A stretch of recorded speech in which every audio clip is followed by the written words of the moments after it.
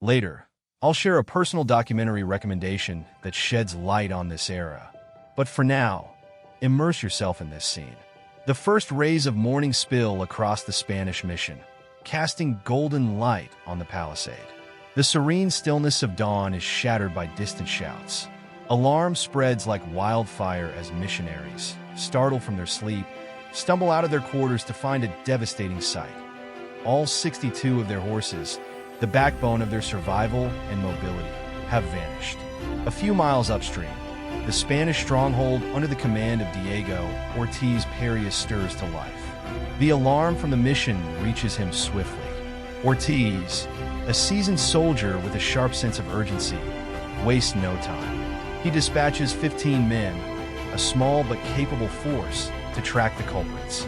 The soldiers, armed and wary, venture into the unforgiving expanse of the northern frontier, a land claimed by the Spanish crown, but dominated by the searing heat of the sun and the unyielding presence of indigenous nations.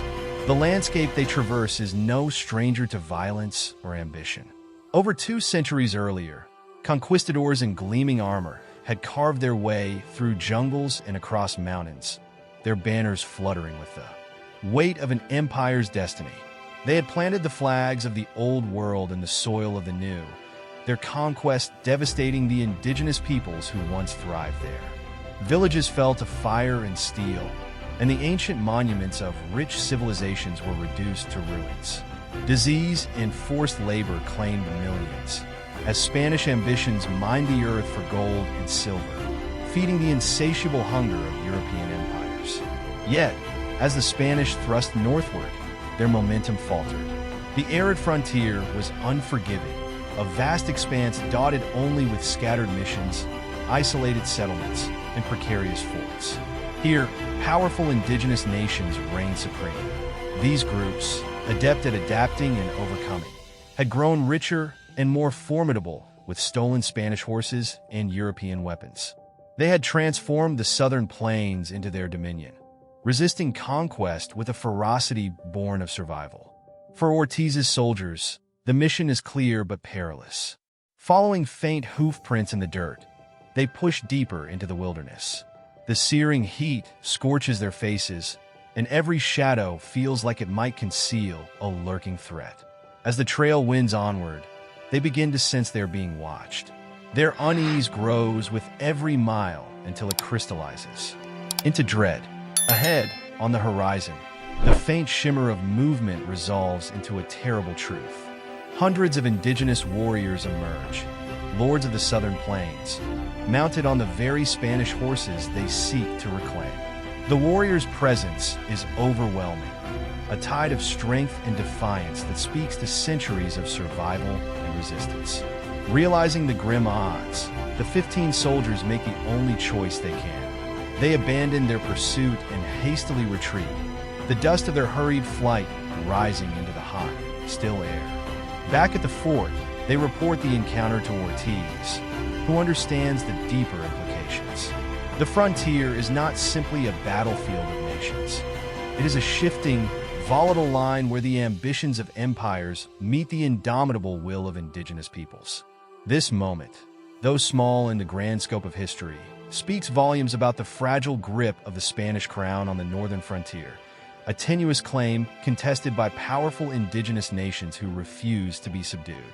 The mission within the palisade had been established at the behest of the Lepan Apache, a tribe that outwardly professed a desire to embrace Christianity and align with the Spanish crown. Yet in the harsh realities of the frontier, their motivations seemed less spiritual and more strategic.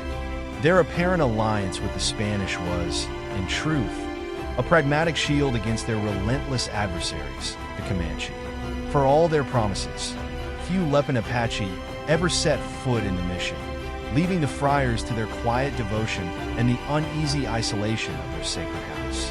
Despite the precariousness of their position, the friars remained resolute. They saw their mission as a divine calling, a beacon of faith in a land where survival often seemed to favor the ruthless.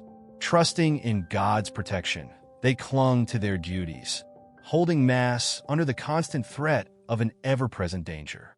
But 2 weeks later, their faith was brutally tested. It began with a faint, rhythmic tremor of the earth, hoofbeats, distant but unmistakable. Then, from the edge of the plains, the air erupted with blood-curdling war cries that pierced the morning calm. A massive force of 2,000 Comanche warriors and their allies thundered toward the mission, their faces streaked with black and red war paint, their bodies radiating fury and purpose. Muskets, bows, and lances glinted in the sunlight as they charged, a tidal wave of destruction aimed squarely at the heart of the Spanish foothold. The palisade, hastily built and poorly manned, crumbled under the sheer force of the assault. Warriors breached the wooden walls with ease, pouring into the mission like a flood. Chaos erupted within as the Spanish defenders, vastly outnumbered, fought desperately to hold their ground. Reinforcements from Diego Ortiz's nearby stronghold arrived, but they too were quickly overwhelmed, their valor no match for the overwhelming force of Comanche. Flames consumed the mission as the battle raged, engulfing everything in its path. The friars, steadfast to the end, sought refuge at the altar, their prayers swallowed by the roar of destruction. Ortiz, bloodied and with his forces decimated, retreated to the safety of the fort. Days passed in agonizing silence as he and his remaining men waited, watching smoke rise on the horizon. When it finally dissipated, Ortiz mustered the courage to lead a small contingent back to the ruins. What they found was a scene of unspeakable horror. The mission had been reduced to ash and rubble. At the altar, the mutilated body of a clergyman hung grotesquely, his head missing, blood pooling at his feet, and dripping on his shattered statues of saints. Scalped naked, friars lay scattered among the ruins, their lifeless eyes staring vacantly into the scorched heavens. The stench of death mingled with the acrid remnants of smoldering wood. These lands were unforgiving, an unyielding expanse of rattlesnake brush, crimson plateaus, and sun-scorched plains. For centuries, they had witnessed the cycles of survival and conquest. Decades earlier, the Comanche had swept down from the northern plains, drawn by the vast herds of bison that sustained their nomadic way of life. Fiercely independent, they forged alliances with French traders, acquiring firearms and goods that strengthened their hold over the frontier. Their unity with the Tonkawa and other neighboring peoples gave them an unmatched advantage, allowing them to push back the Lepan Apache and solidify their dominance. This battle was more than just a clash of warriors. It was a grim testament to the power struggles that defined the region. The Spanish, despite their advanced weaponry and ambition, were interlopers in a land where survival demanded both resilience and adaptability. The Comanche had mastered this brutal equation, their strength lying not only in their numbers, but in their knowledge of the land and their indomitable spirit. For Ortiz, the ruins of the mission were a stark reminder of the fragility of Spanish claims in the face of such relentless resistance. The frontier was not just a battlefield. It was a crucible where only the strongest and the most ruthless could hope to endure. The Comanche, semi-nomadic hunters and warriors, thrive in autonomous bands where status is earned by generosity and communal support. Over 15,000 strong, they revere the sun god and Mother Earth, wielding warfare, torture, and fear as tools of survival and dominance. Their devastating attack on the mission, followed by gruesome killings of Apache near the fort, has sent shockwaves through the outposts of New Spain. The remains of their victims, mutilated and grotesquely displayed, leave an enduring mark of terror. Ortiz, desperate to retaliate, pleads for reinforcements from nearby settlements, but none dare risk their own defenses. Meanwhile, the Comanche riders, like spectral echoes of old-world steppe nomads, sweep across the plains with unmatched skill and agility. Over a year after the attack, officials in Mexico City muster an expensive force of 600 men. This army, a mix of Spanish regulars, militia, Apache allies, and indigenous Mexicans, converges at the ruins of the mission to march under Ortiz's command. Their mission is clear: to punish the Comanche and their allies. The convoy pushes northward, eventually reaching a remote Tonkawa village in a wooded area. Though no Comanche are present, Ortiz orders an ambush.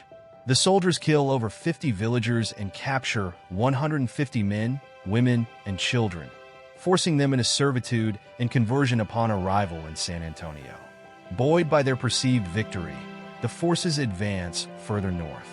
However, as they march through the dense woods, they are ambushed by 70 indigenous warriors. A counterattack pushes the warriors deeper into the forest, where the Spanish troops find themselves trapped on a sinking sandbank, staring at a massive village, a stronghold of the Wichita, Comanche, and their allied nations. The stage is set for a confrontation that will test the resolve and survival of Ortiz's expedition. Hive-like huts and pointed teepees, flanked by a river and protected by a stockade with a surrounding moat, form the heart of the indigenous stronghold. Civilians huddle in the center as hundreds of warriors ascend the breastworks, armed with muskets and bows. Ortiz orders an assault, but his forces are quickly driven back. Cannon fire provokes only jeers from the defenders. Then the Comanche riders take the field, galloping at full speed.